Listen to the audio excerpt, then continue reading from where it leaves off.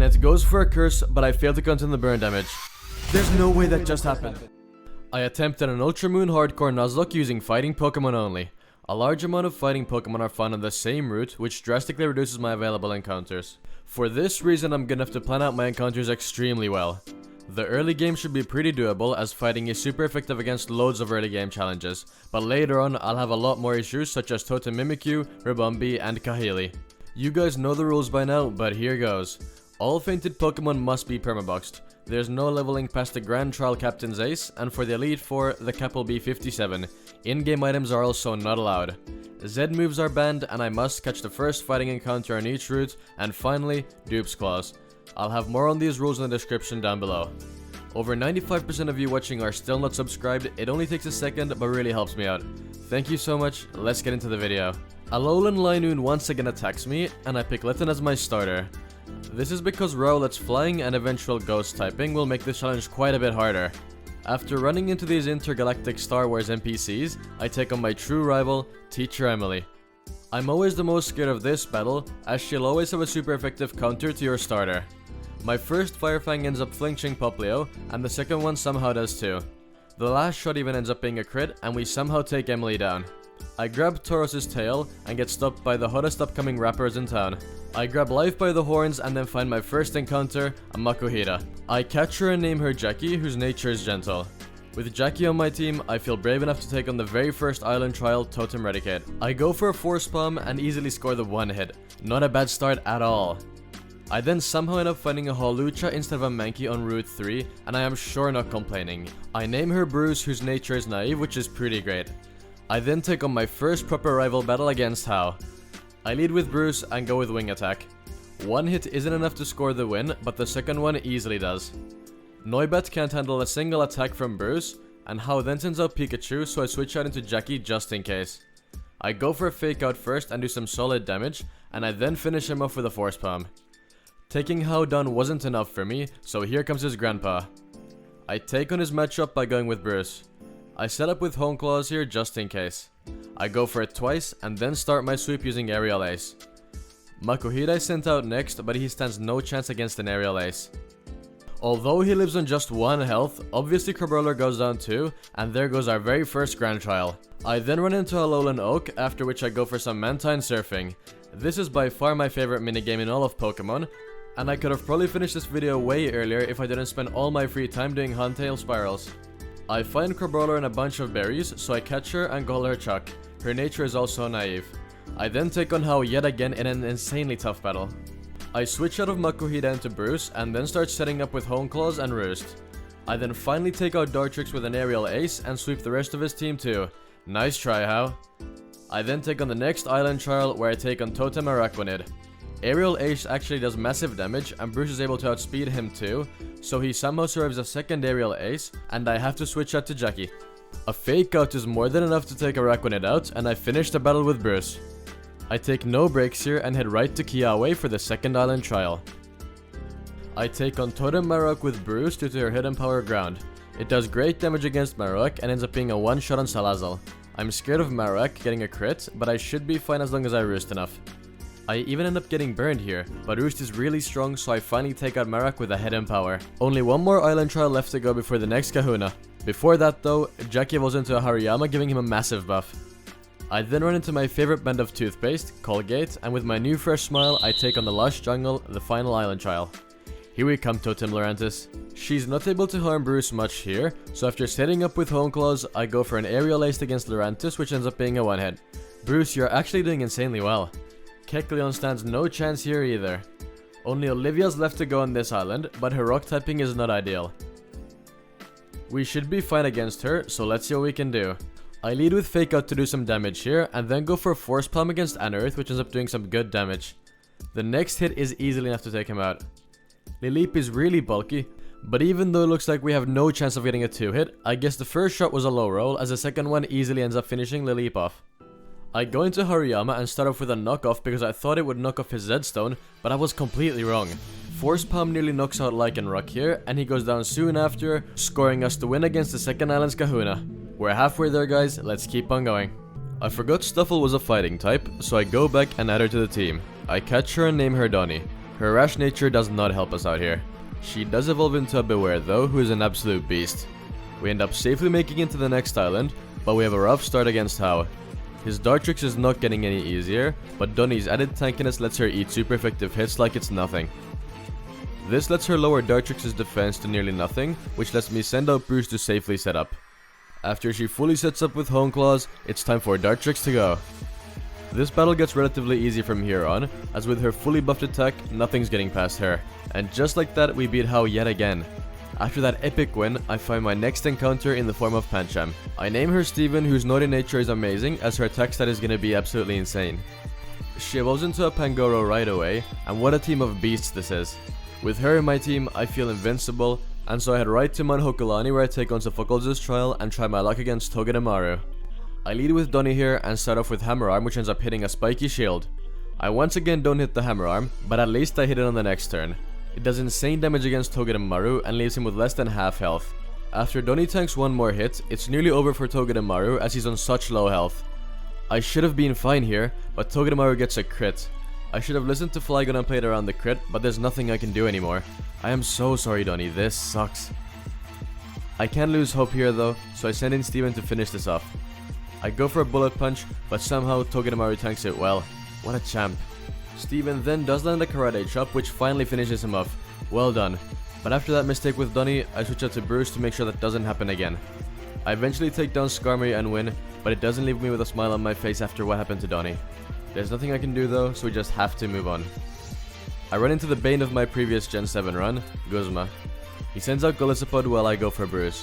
I start setting up here with Hone Claws, and then force Golisopod out of play with an Aerial Ace. Masquerain also goes down to a single Aerial Ace. Golisopod also goes down right after. Wow Bruce, you never cease to amaze me. Keep it up. I then make my way to the base of Mount Lanakila, where I'm finally able to evolve Chuck into a Carbonminable. I make my way to the next encounter, who comes in the form of Poliwag. I catch him and call him Jet, whose bold nature is fine. He evolves right after, and he's just one last step away from becoming an absolute tank. I end up finding a Water Stone and use it to evolve Jet into a Poliwrath. I can't wait to test him out in battle. I end up making my way to Azerola's trial, where I almost lose this run to a heart attack from Mimikyu on camera. I've played through this game a couple times before, but there hasn't been a single time she hasn't jump scared me. Anyways, I lead with Bruce against Mimikyu, and her only goal here is to lower her attack to the point where she's basically rendered useless. Bruce also dodges a Will-O-Wisp, which is pretty cool. I go for one last Feather Dance against Mimikyu, and then Torment her just to make sure we're fully safe here. Banette goes for a Curse, but I fail to contain the burn damage. There's no way that just happened. If her total health was just 1 point higher, she'd be done for. I almost messed up this entire run, as Bruce is invaluable to this team. I get let off the hook this one time and switch out into Steven, but I can't let that happen again. Banette goes down to a single crunch, and it's finally looking better for us. A couple Iron Heads and a Bullet Punch end up finishing Mimikyu off, and Jillicent goes down shortly after too. That was way too close. We cannot afford to do that again. And here comes my least favorite enemy once again, Guzma. I once again go with Bruce against his Golisopod. I go with Feather Dance here and keep on repeating this until his attack stat is completely gone. He somehow also manages to lower Bruce's defense 3 times, which is insane. It forces me to switch out here just in case. As Jet has the ability Water Absorb, Golisopod literally only has one damaging move against Jet, which only works if Jet goes for an offensive move himself. This allows for Jet to go for a risk-free setup against Golisopod.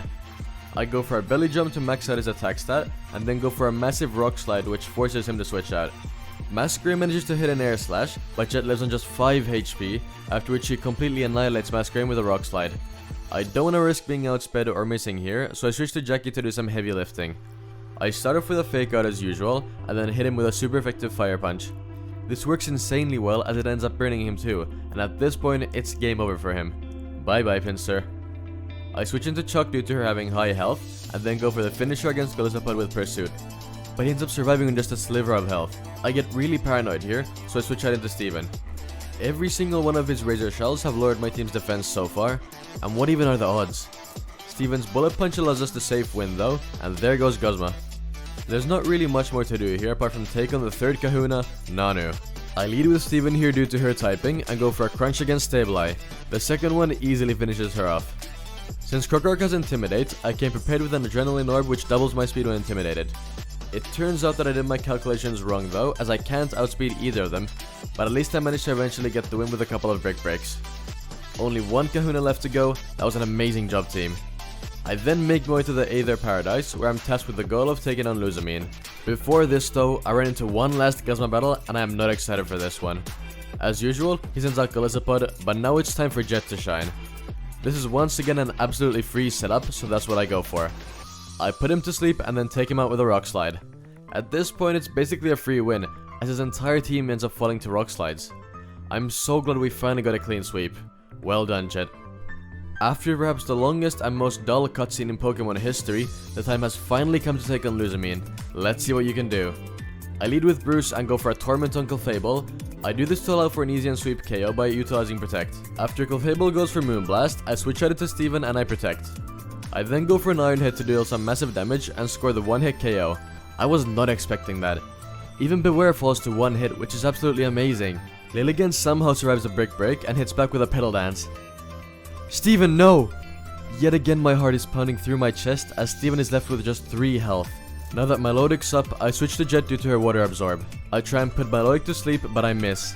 I do end up hitting the second one though. I then have to rest up as I can risk Melodic waking up right away. I go for a Rock Slide, but I miss that too. I do then luckily manage to hit the Hypnosis, and at this point I'm not willing to risk anything, so I once again use Rest. I then switch out into Jackie right after. I go for a Fake Out just in case she wakes up, but it was to no avail. I then go for a Wake Up Slap and hit Melodic hard. The next hit is enough to score the KO. Poni's next, and due to her moveset, I decide to risk it all and I go for a Wake Up Slap. She doesn't end up burning me with Fire Punch, but wow, that was close.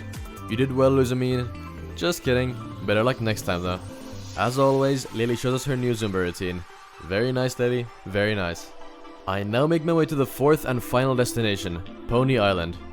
As usual, I start off by fighting the Sunflute in Executor Island. I somehow find Jangmo-O on my very first wild encounter here. I can't believe my luck here, it's absolutely insane. I catch her and call her Wesley, whose bashful nature I'm fine with. I make sure to evolve her into a Hakomo-O right away, and into Komo-O right after that. Not a bad addition to our team at all. With her as a part of the team, I decide to take on her long lost uncle at the next island trial. I'm sorry in advance, but I have no idea how to do this without toxic stalling, so that's what I go for. I go for Jackie here due to his tankiness, and I'm able to tank their hits, which lets me go for Protect here. I then switch into Jed, who lives on just 16 health.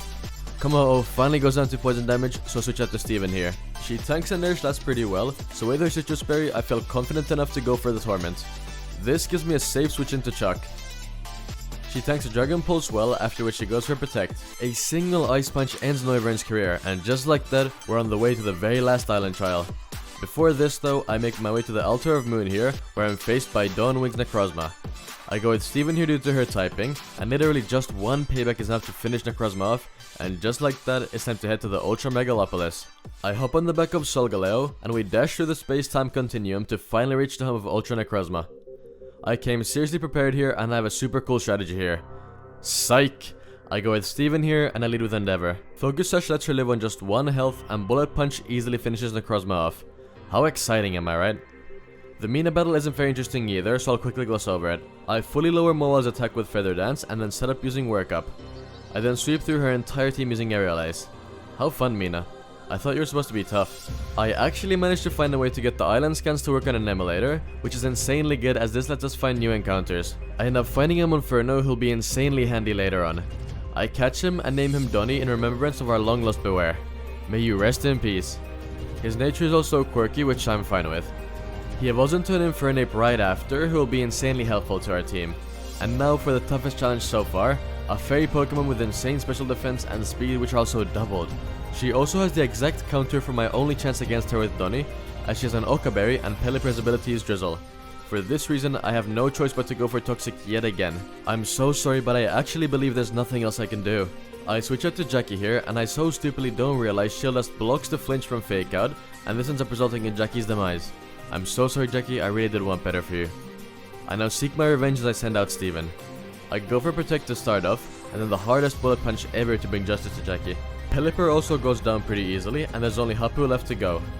It's just such a shame we couldn't bring Jackie along with us. I then finally decide to take on the very last step in Noi before the Elite Four, Hapu. I send out Steven against Golurk and land the one-shot with Payback. I then switch out to Bruce, and as I expect a ground move, this works out perfectly. I end up sitting up against Mudsdale with Feather Dance, then work up, after which I take him down using Aerial Ace. Gastrodon puts up a great fight, but she falls to Aerial Ace too. And even Flygon falls to a single hit. We did it, guys, we took down all of the Kahunas. And now, for the biggest trial of them all, the Elite Four. I make my way through the victory road, casually stroll past Necrozma, and here we go, guys, this is it. Let's see what we can do. I make my way into the Pokemon League and take on the very first Elite Four member, Azerola. She goes with Bennett, so I send out Steven. I go for a payback, which ends up doing massive damage and knocks him out in a single hit. Even Frostlass stands no chance here. Delmice is actually insanely tanky, but 2 hits from payback is more than enough to finish it off. Palosand could be deadly here, so I make my switch into Wesley. I realize I have no special attack here to take advantage of, so I have to switch out into Burst. For some reason, Azerola switches out into Drifblim here, so I take this chance to go into Chuck. His Ice Punch is insanely strong, and it nearly knocks out Drifblim in a single hit. Drifblim then Baton passes into Palossand for some reason, which nearly allows us a free KO. Not only this, but Ice Punch also freezes Palossand, allowing us the easy KO here. With only Drifblim left to go, I go for the KO using Ice Punch. And just like that, Azerola goes down. 3 more battles to go. I then go for the only easy leader left to go, Olivia. Her rock typing will hopefully let her down here yet again. As usual, I go for a Feather Dance here to completely lower Maldo's attack. I repeat this until his attack is down to the ground, and I then set up with Work Up. Once my attack is sky high, I let the sweep begin. Armaldo goes down to 2 hits here, and even Gigalith falls to a single Brick Break. Lycanroc gets demolished with a Brick Break, and so would Probopass if not for her Sturdy. I don't want to take any risks here, so I switch out into Steven. Brick Break is more than enough to score the KO. And last but not least, we have Cradily. She's not much of a threat though, as a couple of Brick Breaks ends off this fight with a landslide. We're halfway through this, guys, but this is where the challenge really starts. I take on Molayne, who on the surface seems like an easy battle, but is actually harder than you'd think. Metagross one-shots my entire team with Zen Headbutt, so I need to figure this out. I start off with Wesley and I go for a Rock Polish. I repeat this again and then start setting up with Bulk Up here. I then go for a KO with Earthquake, but I forgot Reflect was up, so it wasn't enough. I luckily don't get paralyzed though, so I do manage to score the knockout. I then rest up against Metagross to get rid of paralysis, and due to Wesley's bulked up defense, she manages to tank a Zen Headbutt really well, finish the setup with another Bulk Up, and then score the win with Earthquake. After this, the battle becomes a lot easier, or so I thought. Earthquake knocks out Dugtrio in a single hit. Bisharp also gets 1 hit, but I have to switch out here because of Magneton's Sturdy. Here's where I messed up though.